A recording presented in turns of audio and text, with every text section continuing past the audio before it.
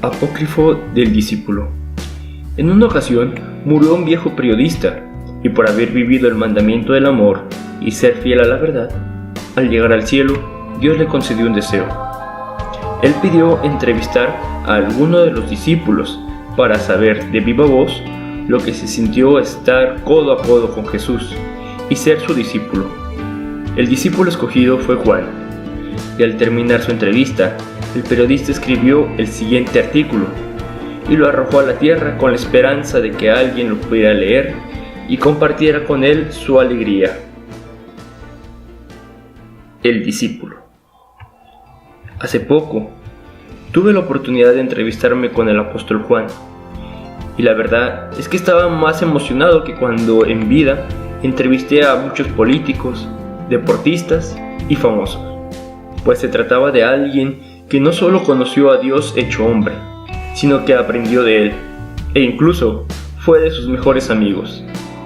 Y después de releer lo de mis apuntes de este encuentro y de meditarlos, te he escrito esto para facilitarte tu camino en la verdad de la fe, para que pronto puedas ser el discípulo que Dios quiere que seas. Cuando le pregunté qué era para él ser discípulo, me contó que era estar con el Maestro. Y ante mi cara de extrañeza, me explicó un poco más. Ser discípulo, dijo, no es tanto aprender o hacer. No se es discípulo de Cristo por saber mucho de Él o por hacer las cosas que Él hacía. Los fariseos conocían en nuestros tiempos, de inicio a final, la ley de Moisés. Incluso algunos de ellos se llegaban a considerar discípulos de Moisés, pero en realidad nunca lo fueron, porque solo se aprendieron las letras escritas por él, pero nunca amaron con el corazón de quien las escribió.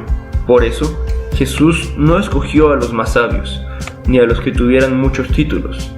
Escogió a pobres pescadores, sin títulos y desconocidos por todos. Tampoco se era discípulo por hacer lo mismo que el Maestro hacía. Si bien es cierto que Él nos dio la potestad de hacer lo mismo que Él, e incluso cosas mayores, y que muchas veces nos mandó a los pueblos a predicar el reino, curando enfermos, expulsando demonios y compartiendo la buena noticia para que todos supieran que Dios los ama, nunca puso el acento en nuestro obrar, sino hubiese llamado a soldados romanos. Eso sí que sabían trabajar mucho.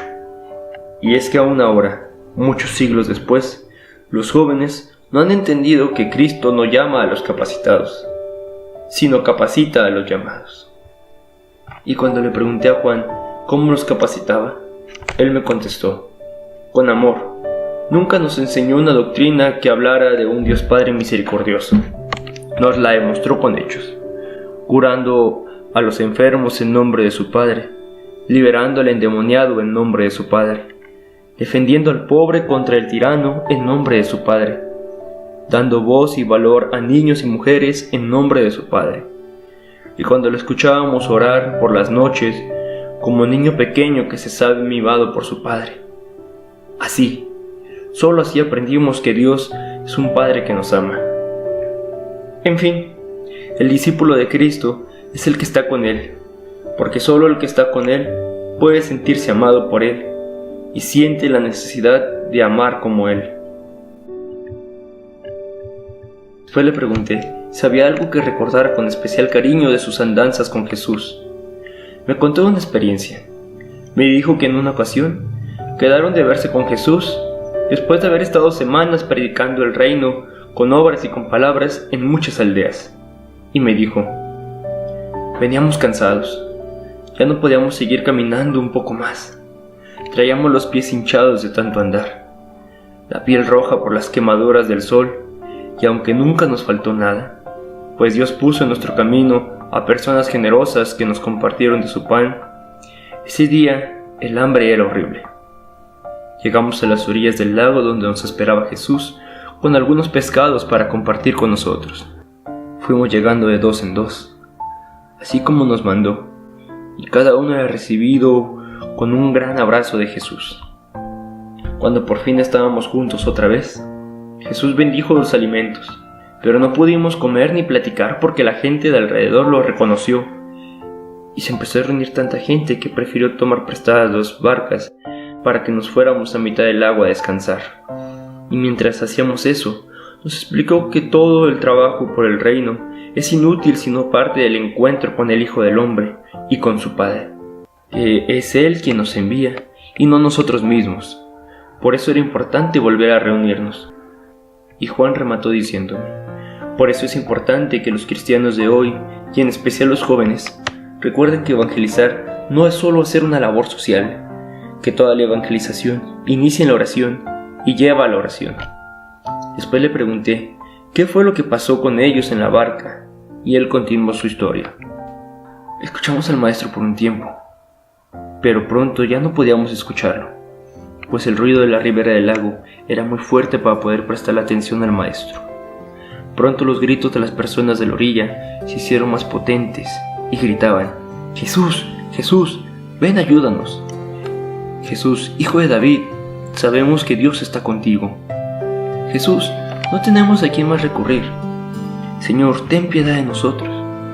Él, al voltear a verlos, vio entre ellos a mendigos, publicanos, prostitutas, campesinos, incluso romanos, por no mencionar a las olas de enfermos que iban bajando de los cerros cercanos, donde estaban recluidos por culpa de las tontas leyes de purificación. Y sin pensarlo 2 veces nos dijo: volvamos a la orilla. Yo le pregunté: Maestro, ¿qué no ves que no hemos comido? Además de que estamos cansados y no tenemos fuerzas. Y él me contestó sonriente: la comida y el descanso pueden esperar, la caridad no. Ellos son el pueblo de quienes hablaban los profetas, los abandonados por sus pastores, los despreciados por quienes los deberían amar y cuidar. ¿Acaso no ven que están como ovejas sin pastor? Solo nos tienen a nosotros, y si nosotros los ignoramos, se quedarán sin nada. Después, seguimos platicando de muchas cosas, pero solo de esto quiero platicar por ahora.